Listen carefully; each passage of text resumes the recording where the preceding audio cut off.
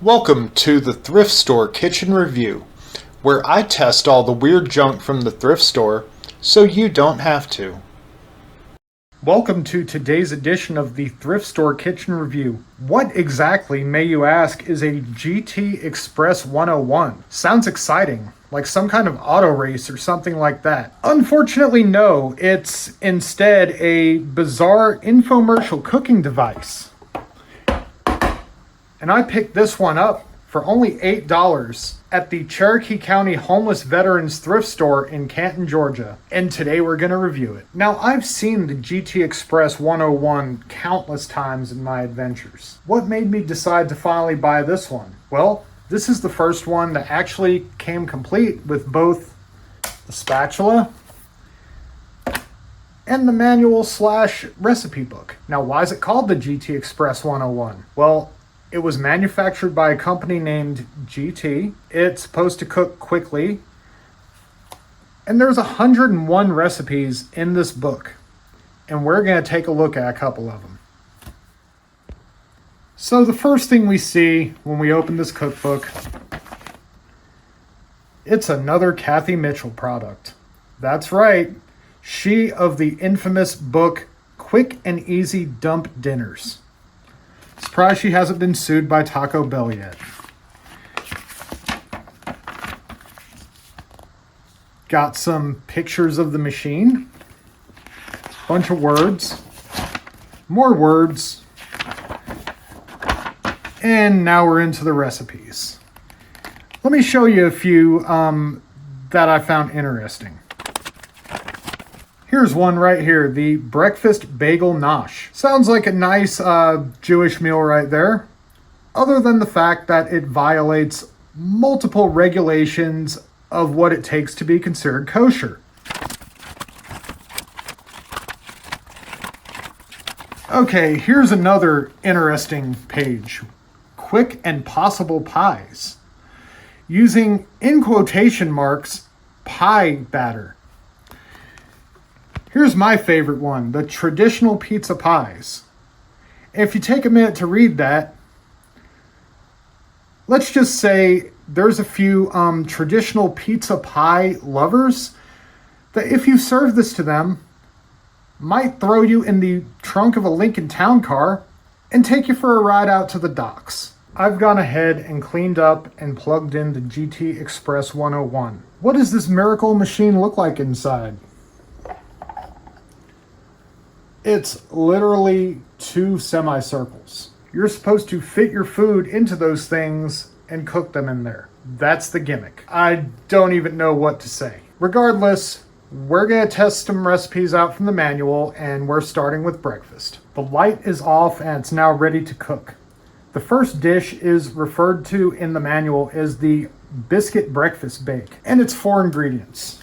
So I have a biscuit, bacon, 1 scrambled egg, and some shredded cheese. So first thing, I'm supposed to press this refrigerated biscuit so that's going to fit into the semicircle. This is already working out great. And I keep burning myself trying to press it to conform. Good enough. Then I pour an egg on top of it.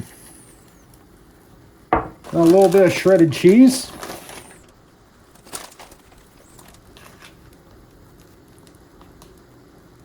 And the strip of bacon. Then I close it, and in 7 minutes, we're going to have a breakfast bake. Okay, so it's been 7 minutes. Let's see how our breakfast bake looks. It looks interesting.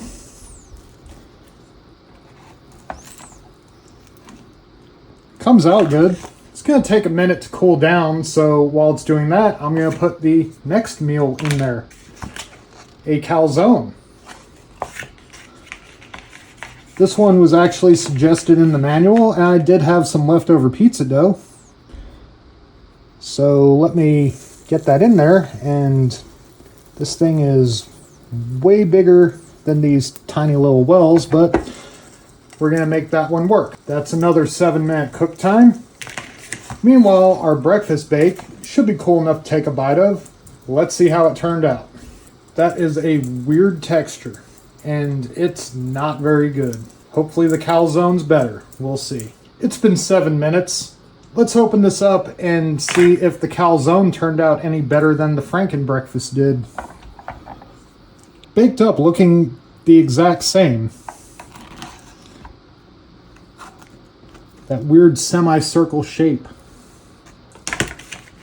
Thing is blazing hot. Cut it open. Cheese is melty.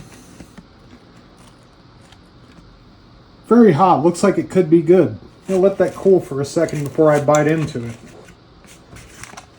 The calzone's edible. It's probably because I was using my own homemade dough instead of a frozen biscuit. Certainly not terrible. I'm gonna let this cool down for a minute, get started fresh, and then we're making dessert. Okay, so the machine has heated back up. It's time for dessert. What are we making? Pie. And I'm gonna try and make it 2 different ways. First one, I'm making just like the calzone because that was easily the more successful of the 2 experiments. Just took some of the leftover biscuit dough so that doesn't go to waste. Rolled it out, put some blueberry pie filling in, cut some vent holes in the top, and we're going to put that in one side. The other one, I've rolled out or cut out some refrigerated pie crust the best I could for that oddball shape. I'm going to get it in there and I'm going to put some pie filling into it, and we're going to cook them both at the same time. And this pie crust is falling apart as I pick it up. We're going to do the best we can. So this is going to be an open pie, loaded up with some filling. Looks good enough. Why does this have to stick to the plate? This one looked great till I had to peel it off the plate. 7 minutes, we'll be back. Okay, our 7 minutes is up. Let's see how our pies turned out. I would say that one on the right needs another minute or 2. Yeah, no doubt. Okay, so we'll be back. Okay, we're back again. Let's take another look.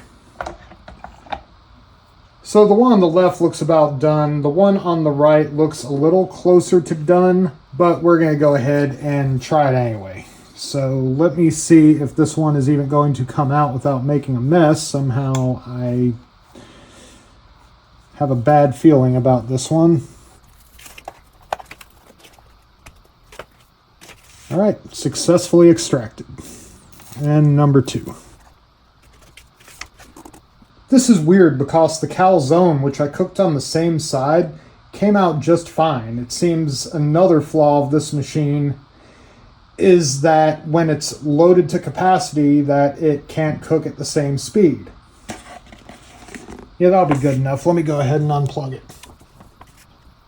All right, so we'll try our open pie first. That looks blazing hot.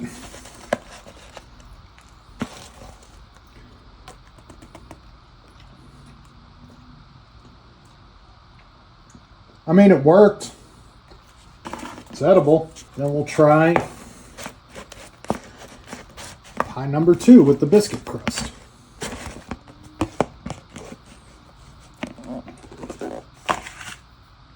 If it ever wants to cut. Yeah, I'd say the biscuit crust pie is slightly better only because the biscuit dough is a little less bland. So my verdict on this is probably the same as everybody else who ever made a regret purchase of this machine. You find out real quick, as soon as you start using it, that this is one of the stupidest gimmicks to ever hit the market. And almost literally every other way to cook food is better. Well, regardless, before we're done with it, we're going to clean it up. We're going to give it one more test. And amazingly this time, we're going to do it exactly as the manual suggests. Why?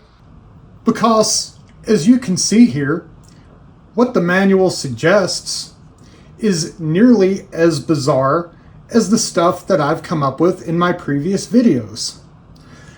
So we're about to find out, will it glizz? And we're gonna do it by that exact recipe. Okay, so I'm set up with all my ingredients. I have cornbread batter, hot dogs, and cooking spray. Now the first step here, I'm going to, as the manual suggests, cut one of these hot dogs into pieces. We're gonna do one whole quote-unquote corn dog, and the other one with the chopped up pieces that they suggest, which isn't really a corn dog, that's glizzy cornbread. Okay, so the machine's already preheated. I'm gonna go ahead and spray the wells, as the manual refers to them. Now, first of all, I'm going to fill both of them about halfway with the cornbread batter. All right, one of them just gonna pop in the full glizzy, and the other one gonna drop the little pieces in. I don't even have room for the last piece. Then I'm going to submerge it in more cornbread batter. Okay then, I'm gonna close the lid, let it cook, and we'll be back in a few minutes to check. Okay, it has now been 10 minutes, so let's check our corn dogs. The manual did say 8 to 10 minutes, but after our previous experience, we did learn that it doesn't cook as well when it's full. Now that does look pretty done, so let me use the included spatula to try to get this out. This one is the actual corn dog, and this one is the glizzy cornbread. And that is falling apart.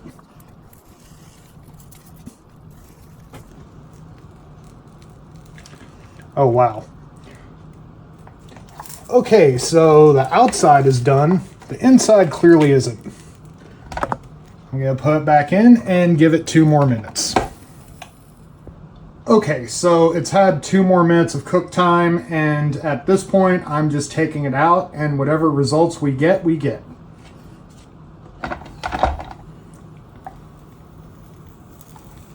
Here's the one with the full hot dog, and here's whatever this monstrosity is.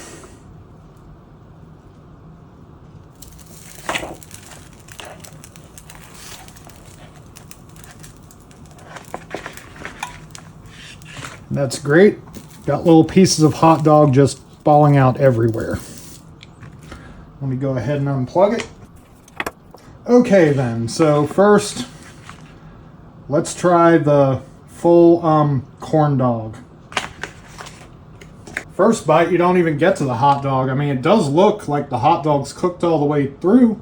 Let me try another one with the hot dog. Yeah, that's just bizarre.